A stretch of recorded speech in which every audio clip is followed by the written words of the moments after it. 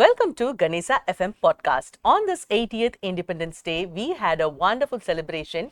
Hope you also had enjoyed your Independence Day. Vinayaka Mission Research Foundation, deemed to be University Chennai Campus, along with its students and institution, celebrated our 80th Independence Day. And we are on this occasion, we are honored to welcome our chief guest, Lieutenant Venu Kumar.R, retired Indian Navy, and at present he is working as a head of customer service at Data Patents. Welcome you, sir. Happy Independence Day. Happy Independence Day. Yes, sir. So to start with, today when you were talking at the stage, you were mentioning about goosebumps moments, since you are an Indian Navy officer, you used to be at the sea for long days and all. So we are going to have a deep conversation on that. Yes. But to start with, first of all, please introduce yourself, and we know that you are an engineer also. So how did you start your career from an engineer to Navy? Okay. Good morning all. I am Lieutenant Venu, retired from Indian Navy as a technical officer. Actually, when I started my career, I did not study outside. In fact, the twist is I studied in Indian Navy. When I was around 17 years old, I saw an ad from Indian Navy which invites applications for a 4 years engineering course. So I applied for the course and I got selected in the interviews and all. I got enrolled in Indian Navy. So I did my 4 years training in Indian Navy. Then I was posted on board ships for 10 years, and I have done various other staff appointments. Altogether, I have served 20 years in Indian Navy before switching on to the civil career. Okay. So since you said that you wanted to join Indian Navy at the age of 70, what made you to join? Like, what was the force which made you to join Indian Navy? First, I was actually a student of Ramakrishna Mission. Okay. I am inspired by the teachings of Swami Vivekananda. Swami Vivekananda believed in national building, and I am one of the strong follower of it. So I always had a like for armed forces, and touchwood, I have been lucky to get selected and serve the country. Great. So since you are from the Navy background, and you know about national securities and all, and right now we are into technology. So as far as from your experience, what are the biggest difference this technology and electronics are making in? What is the biggest difference this technology is making in the national securities part? It's a very good question, madam. In today's world, technology is everything. From the morning we get up till evening, we cannot live without technology. The same is true for the national security also. Technology is an enabler for national security. At the same time, is also a threat for national security. With technology, the way of modern warfare has changed. The way we see warfare has changed because it's a technological warfare nowadays. At the same time, the technology is also a hindrance because we see cyber attacks, we see cyber threats, we see hacking and all.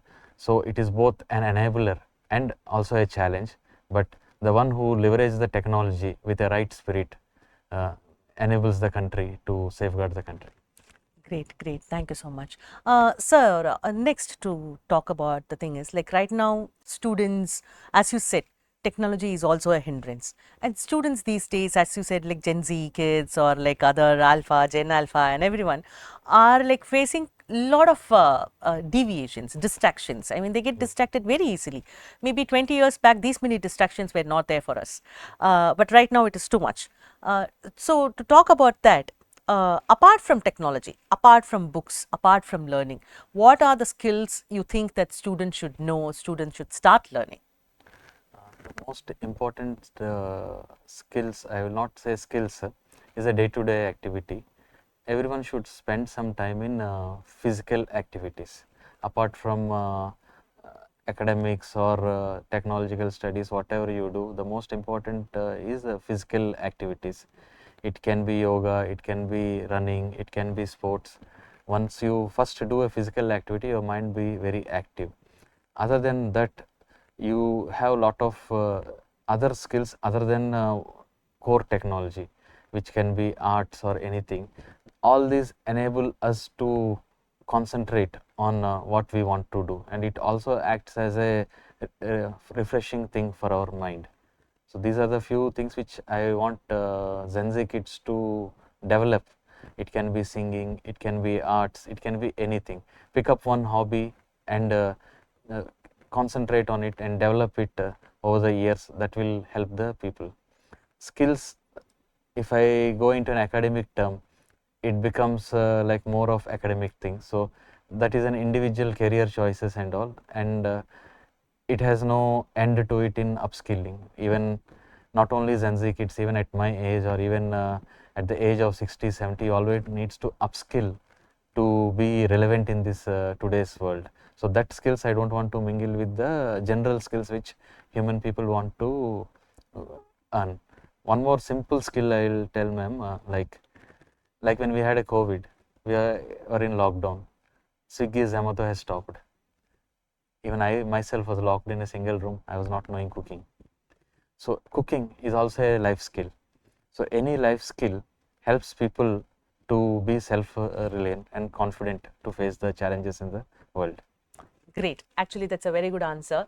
So the next question what we are going to ask our Lieutenant Venu Kumar sir is, sir, as you said, like you were talking on the speech, like on the dais in front of the students. That time you said about your experience on like how it used to be on the sea when you were working at the Navy. So can you please share about that, because it was very nice. Ship life is a very exciting life, ma'am, to be precise. I have spent 10 years on ship. Back now, when I see back, I miss my ship days. The uniqueness of ship is once you leave the shore, you are all alone.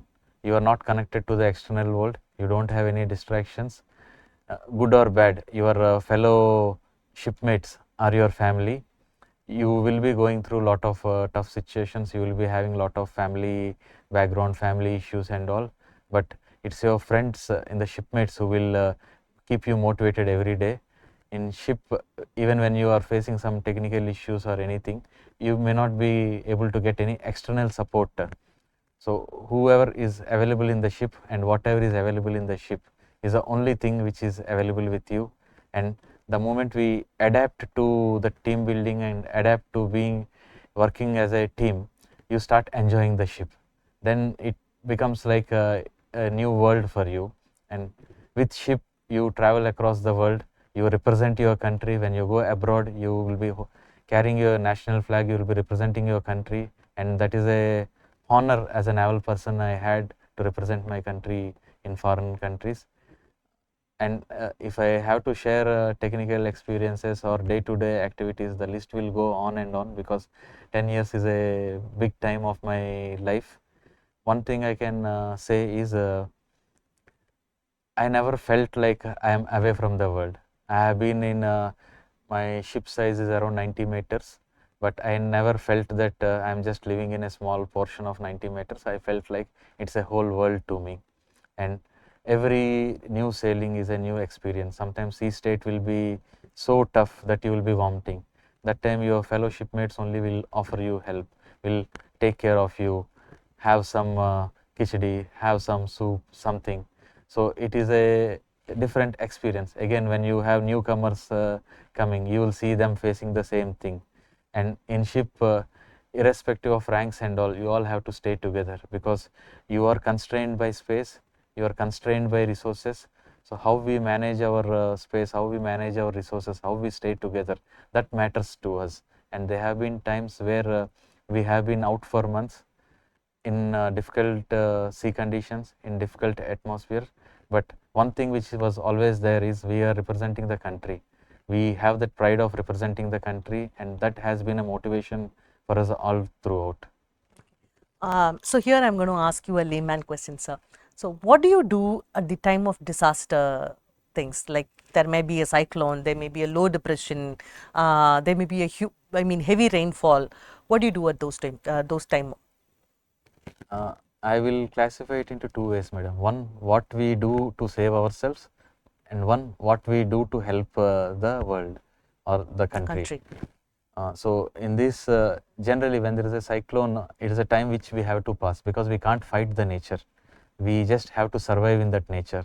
So we have well prescribed procedures on how to face which type of situation, prescribed standard procedures, and we follow the standard procedures and stick together, hold our motivation, keep motivating each other, and survive in the tough conditions. I myself have seen tsunami and severe cyclones and all, and we all stay together. And one thing is our spirit is always high. Next thing, once we all survive and stay together, what we do it is the after effects of this cyclones or tsunami and all, there will be a huge natural disaster where we need to help our country, we need to help the people affected by that.